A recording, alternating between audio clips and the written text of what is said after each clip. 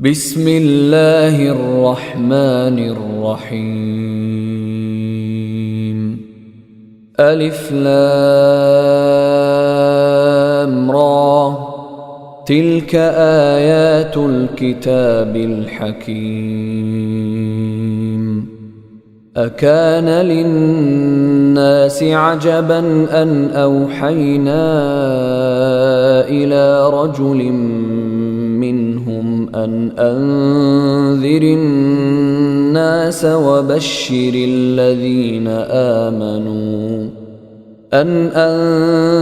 الناس وبشر الذين آمنوا أن لهم قدم صدق عند ربهم قال الكافرون إن هذا لساحر مبين إن ربكم الله الذي خلق السماوات والأرض في 6 أيام ثم استوى على العرش يدبر الأمر ما من شفيع إلا من بعد إذنه ذلكم الله ربكم فاعبدوه أفلا تذكرون إليه مرجعكم جميعا وعد الله حقا إنه يبدأ الخلق ثم يعيده ليجزي الذين آمنوا وعملوا الصالحات بالقسط والذين كفروا لهم شراب من حميم وعذاب أليم بما كانوا يكفرون هو الذي جعل الشمس ضياء والقمر نورا وقدره منازل لتعلموا عدد السنين والحساب ما خلق الله ذلك إلا بالحق يفصل الآيات لقوم يعلمون إن في اختلاف الليل والنهار وما خلق الله في السماوات والأرض لآيات لقوم يتقون إن الذين لا يرجون لقاءنا ورضوا بالحياة الدنيا واطمأنوا بها والذين هم عن آياتنا غافلون أولئك مأواهم النار بما كانوا يكسبون إن الذين آمنوا وعملوا الصالحات يهديهم ربهم بإيمانهم تجري من تحتهم الأنهار في جنات النعيم دعواهم فيها سبحانك اللهم وتحيتهم فيها سلام وآخر دعواهم أن الحمد لله رب العالمين ولو يعجل الله للناس الشر استعجالهم بالخير لقضي إليهم أجلهم فنذر الذين لا يرجون لقاءنا في طغيانهم يعمهون وإذا مس الإنسان الضر دعانا لجنبه أو قاعدا أو قائما فلما كشفنا عنه ضره مر كأن لم يدعنا إلى ضر مسه كذلك زين للمسرفين ما كانوا يعملون ولقد أهلكنا القرون من قبلكم لما ظلموا وجاءتهم رسلهم بالبينات وما كانوا ليؤمنوا كذلك نجزي القوم المجرمين ثم جعلناكم خلائف في الأرض من بعدهم لننظر كيف تعملون وإذا تتلى عليهم آياتنا بينات قال الذين لا يرجون لقاء نأت بقرآن غير هذا أو بدله قل ما يكون لي أن أبدله من تلقاء نفسي إن أتبع إلا ما يوحى إلي إني أخاف إن عصيت ربي عذاب يوم عظيم قل لو شاء الله ما تلوته عليكم ولا أدراكم به فقد لبثت فيكم عمرا من قبله أفلا تعقلون فمن أظلم ممن افترى على الله كذبا أو كذب بآياته إنه لا يفلح المجرمون ويعبدون من دون الله ما لا يضرهم ولا ينفعهم ويقولون هؤلاء شفعاؤنا عند الله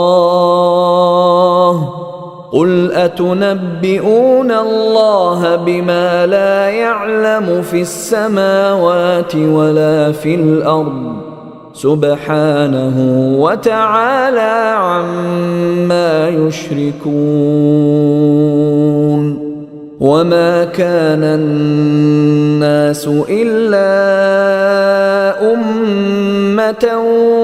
واحدة فاختلفوا ولولا كلمة سبقت من ربك لقضي بينهم فيما فيه يختلفون ويقولون لولا أنزل عليه آية من ربه فقل إنما الغيب لله فانتظروا إني معكم من المنتظرين وإذا أذقنا الناس رحمة من بعد ضراء مستهم إذا لهم مكر في آياتنا قل الله أسرع مكرا إن رسلنا يكتبون ما تمكرون هو الذي يسيركم في البر والبحر حتى إذا كنتم في الفلك وجرين بهم بريح طيبة وفرحوا بها جاءتها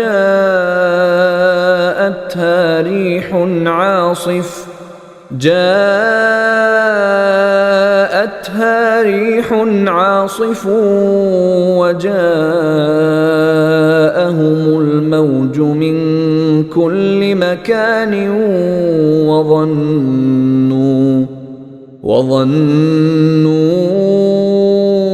أنهم أحيط بهم دعوا الله مخلصين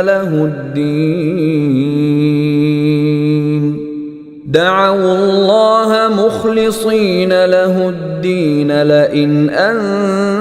أنجيتنا من هذه لنكونن من الشاكرين فلما أنجاهم إذا هم يبغون في الأرض بغير الحق يا أيها الناس إنما بغيكم على أنفسكم متاع الحياة الدنيا ثم إلينا مرجعكم فننبئكم بما كنتم تعملون إنما مثل الحياة الدنيا كماء إن أنزلناه من السماء فاختلط به نبات الأرض مما يأكل الناس والأنعام حتى إذا أخذت الأرض زخرفها وزينت وظن أهلها أنهم قادرون عليها أتاها أمرنا ليلا أو نهارا فجعلناها حصيدا كأن لم تغن بالأمس كذلك نفصل الآيات لقوم يتفكرون والله يدعو إلى دار السلام ويهدي من يشاء إلى صراط مستقيم. أيها الإخوة الكرام، نذكركم بأن حقوق الطبع والتوزيع محفوظة، والسلام عليكم ورحمة الله وبركاته. أعوذ بالله من الشيطان الرجيم. للذين أحسنوا الحسنى وزيادة ولا يرهق وجوههم قتر ولا ذلة أولئك أصحاب الجنة هم فيها خالدون. والذين كسبوا السيئات جزاء سيئة بمثلها وترهقهم ذلة ما لهم من الله من عاصم كأنما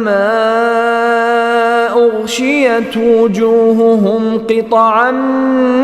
من الليل مظلما أولئك أصحاب النار هم فيها خالدون. ويوم نحشرهم جميعا ثم نقول للذين أشركوا مكانكم أنتم وشركاؤكم فزيلنا بينهم وقال شركاؤهم ما كنتم إيانا تعبدون فكفى بالله شهيدا بيننا وبينكم إن كنا عن عبادتكم لغافلين هنالك تبلو كل نفس ما أسلفت وردوا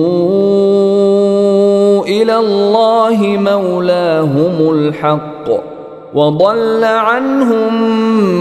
ما كانوا يفترون قل من يرزقكم من السماء والأرض أم من يملك السمع والأبصار ومن يخرج الحي من الميت ويخرج الميت من الحي ومن يدبر الأمر فسيقولون الله فقل أفلا تتقون فذلكم الله ربكم الحق فماذا بعد الحق إلا الضلال فأنى تصرفون كذلك حقت كلمة ربك على الذين فسقوا أنهم لا يؤمنون قل هل من شركائكم من يبدأ الخلق ثم يعيده قل الله يبدأ الخلق ثم يعيده فأنى تؤفكون قل هل من شركائكم من يهدي إلى الحق قل الله يهدي للحق أفمن يهدي إلى الحق أحق أن يتبع أم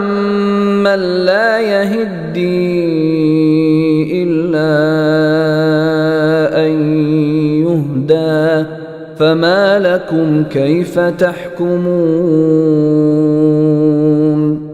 وما يتبع أكثرهم إلا ظنًّا إن الظن لا يغني من الحق شيئا إن الله عليم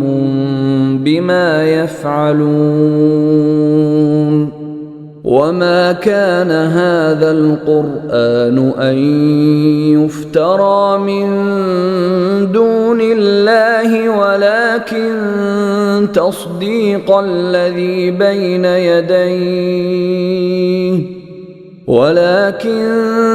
تصديق الذي بين يديه وتفصيل الكتاب لا ريب فيه من رب العالمين أم يقولون افتراه قل فأتوا بسورة مثله وادعوا من استطعتم من دون الله إن كنتم صادقين بل كذبوا بما لم يحيطوا بعلمه ولما يأتهم تأويله كذلك كذب الذين من قبلهم فانظر كيف كان عاقبة الظالمين ومنهم من يؤمن به ومنهم من لا يؤمن به وربك أعلم بالمفسدين وإن كذبوك فقل لي عملي ولكم عملكم أنتم بريئون مما أعمل وأنا بريء مما تعملون ومنهم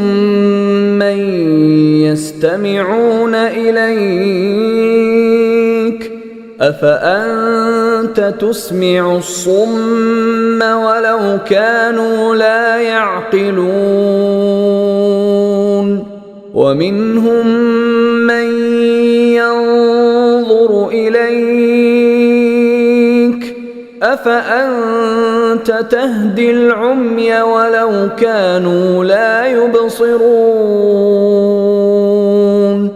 إن الله لا يظلم الناس شيئا ولكن الناس أنفسهم يظلمون ويوم يحشرهم كأن لم يلبثوا إلا ساعة من النهار يتعارفون بينهم قد خسر الذين كذبوا بلقاء الله وما كانوا مهتدين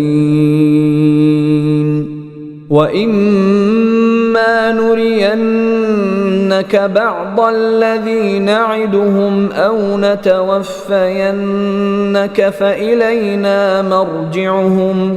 فإلينا مرجعهم ثم الله شهيد على ما يفعلون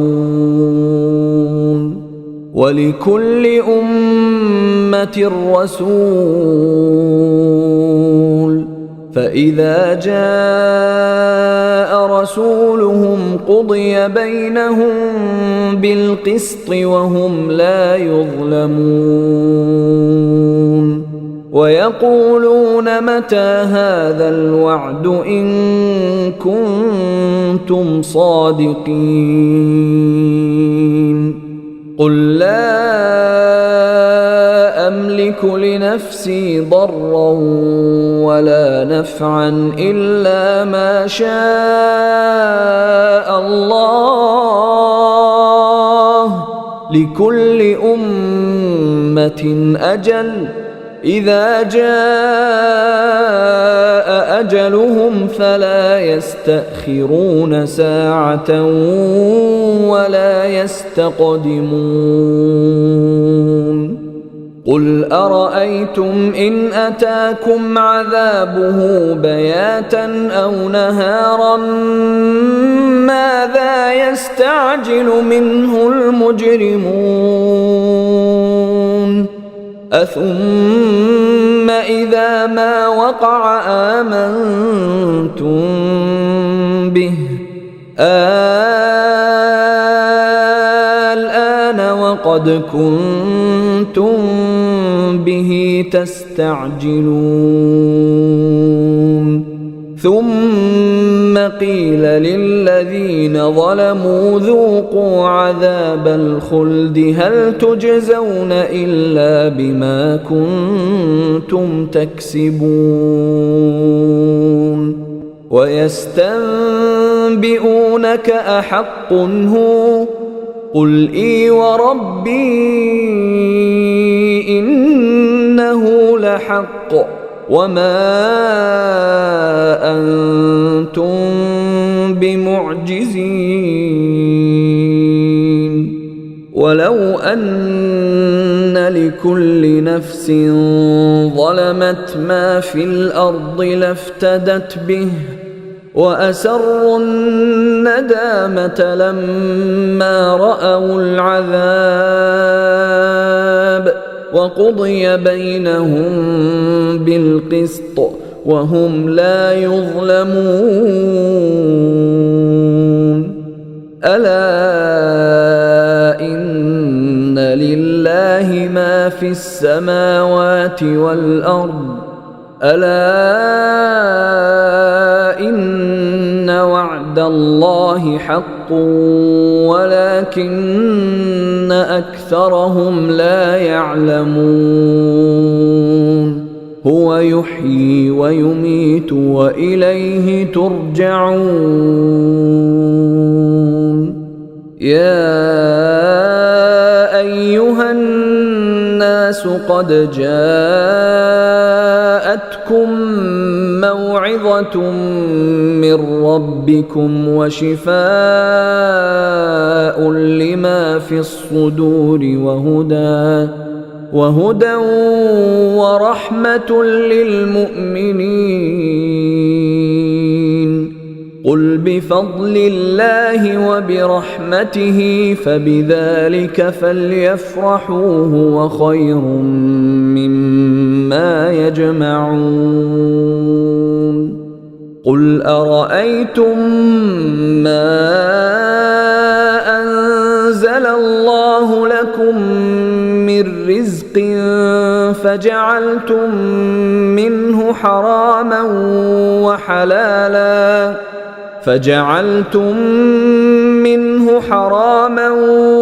وحلالا قل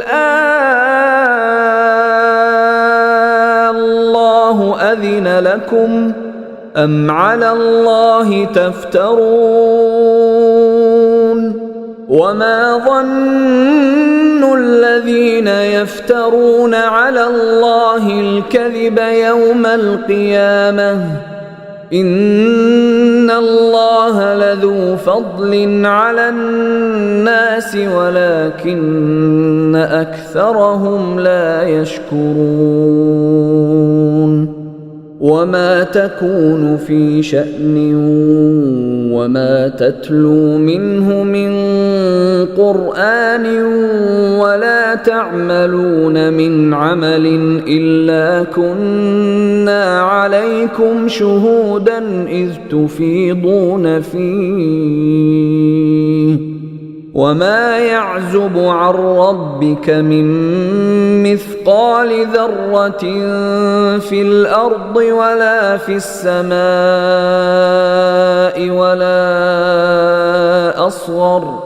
ولا أصغر من ذلك ولا أكبر إلا في كتاب مبين ألا إن أولياء الله لا خوف عليهم ولا هم يحزنون الذين آمنوا وكانوا يتقون لهم البشرى في الحياة الدنيا وفي الآخرة لا تبديل لكلمات الله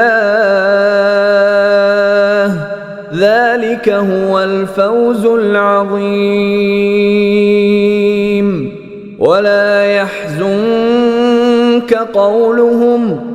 إن العزة لله جميعا هو السميع العليم ألا إن لله من في السماوات ومن في الأرض وما يتبع الذين يدعون من دون الله شركاء إن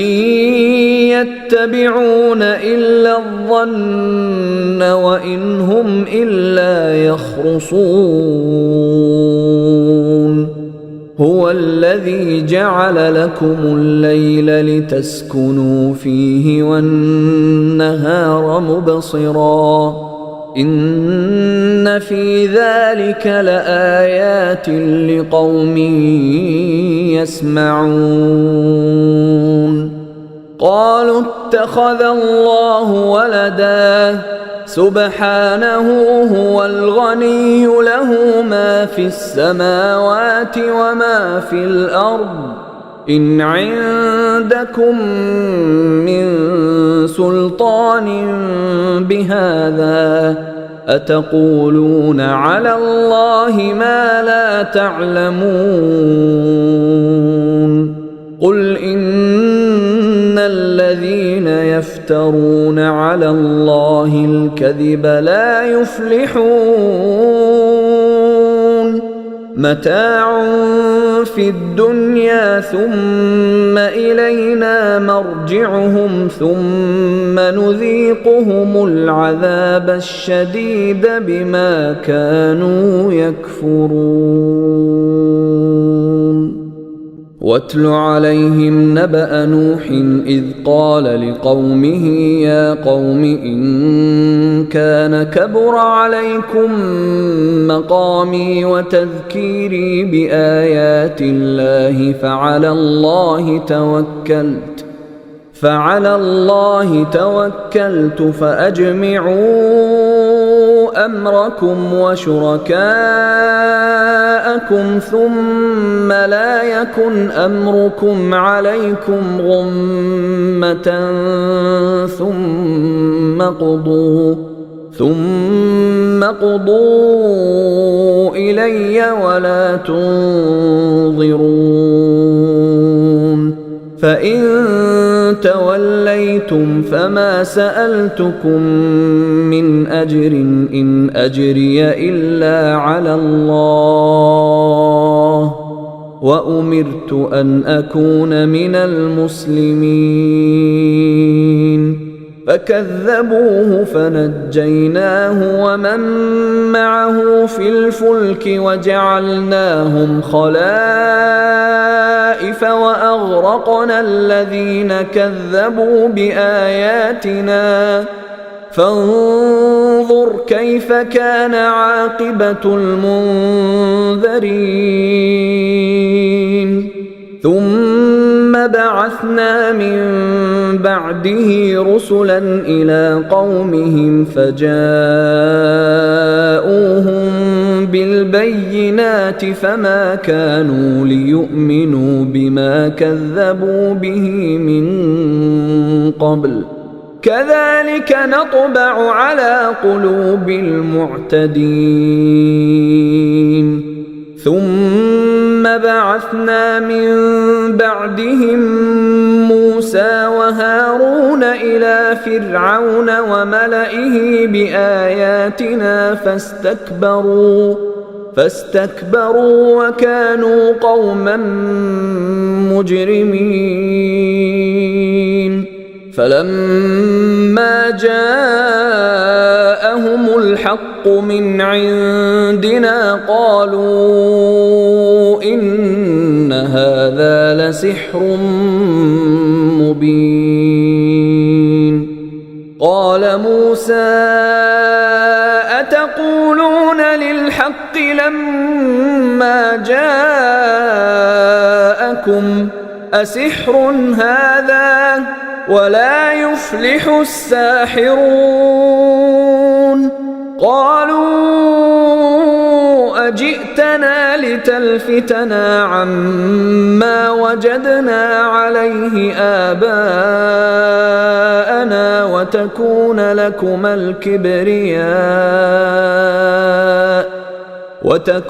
لكما الكبرياء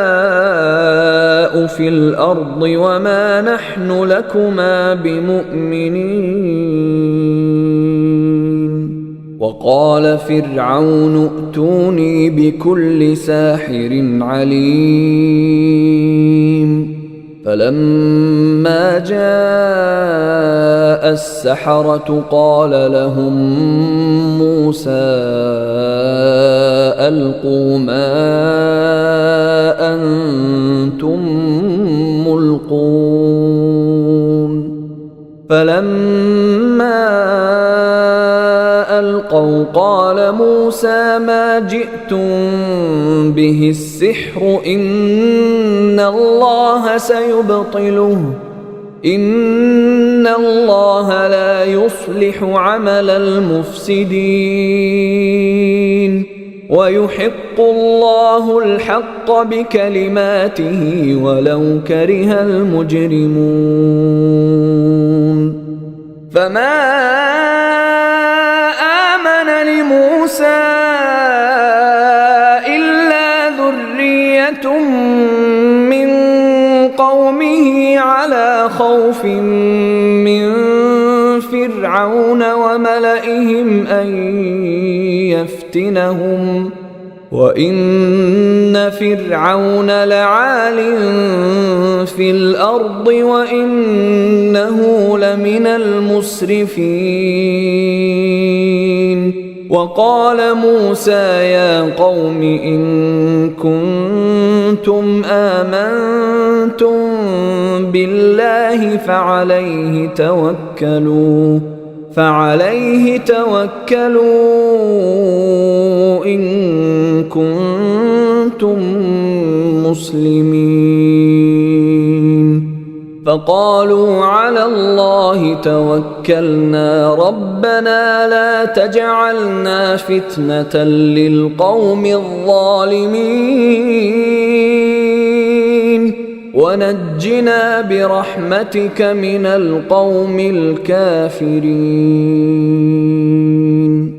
وأوحينا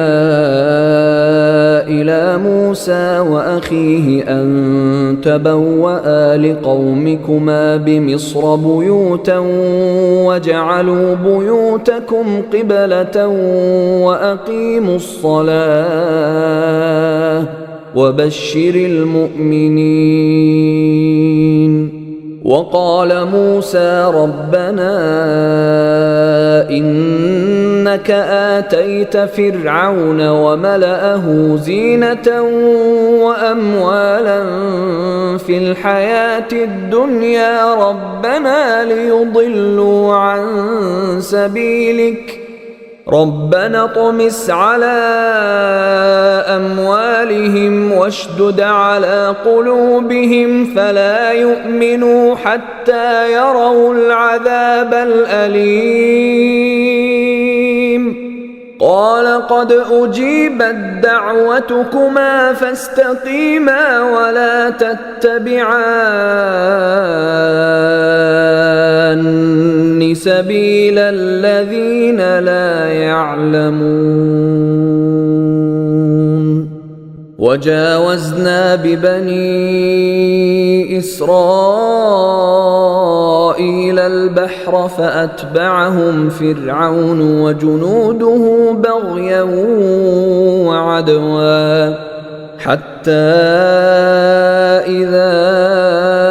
أدركه الغرق قال آمنت أنه لا إله إلا الذي آمنت به بنو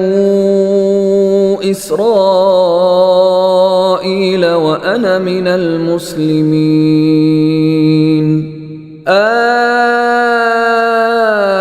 الآن وقد عصيت قبل وكنت من المفسدين فاليوم ننجيك ببدنك لتكون لمن خلفك آية وإن كثيرا من الناس عن آياتنا لغافلون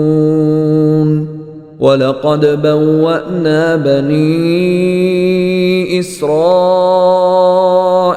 مبوأ صدق ورزقناهم من الطيبات فما اختلفوا حتى جاءهم العلم إن ربك يقضي بينهم يوم القيامة فيما كانوا فيه يختلفون فإن كنت في شك مما أنزلنا إليك فاسأل الذين يقرؤون الكتاب من قبلك لقد جاءك الحق من ربك فلا تكونن من الممترين ولا تكونن من الذين كذبوا بآيات الله فتكون من الخاسرين إن الذين حقت عليهم كلمة ربك لا يؤمنون ولو جاءتهم كل آية حتى يروا العذاب الأليم فلولا كانت قرية آمنت فنفعها إيمانها إلا قوم يونس لما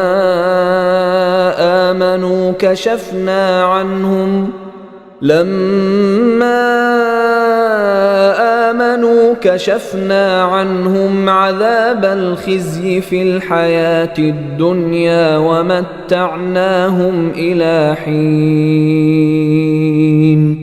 ولو شاء ربك لآمن من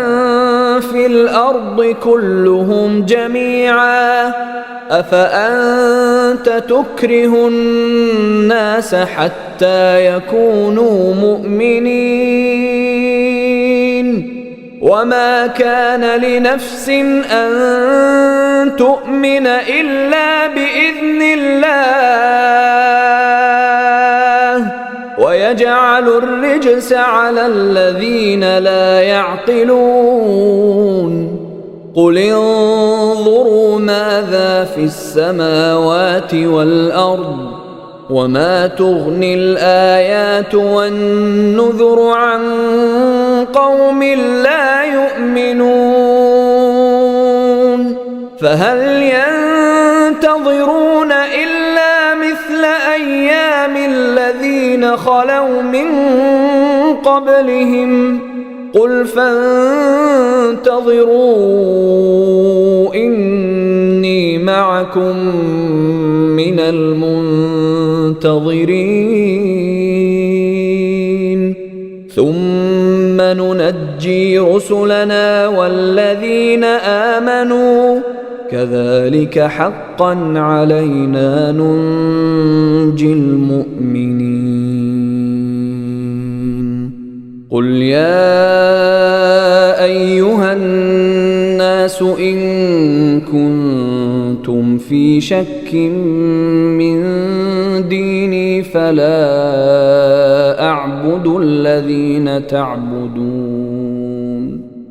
فلا أعبد الذين تعبدون من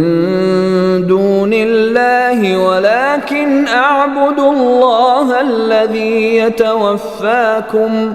وأمرت أن أكون من المؤمنين وأن أقم وجهك للدين حنيفا ولا تكونن من المشركين ولا تدع من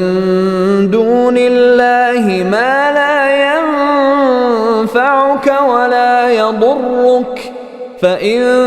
فعلت فإنك إذا من الظالمين وإن يمسسك الله بضر فلا كاشف له إلا هو وإن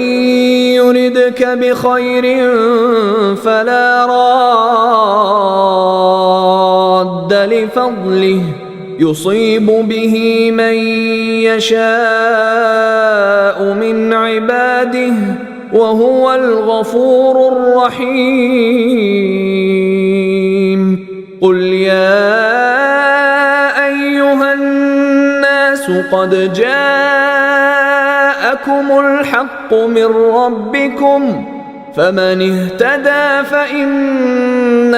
يهتدي لنفسه ومن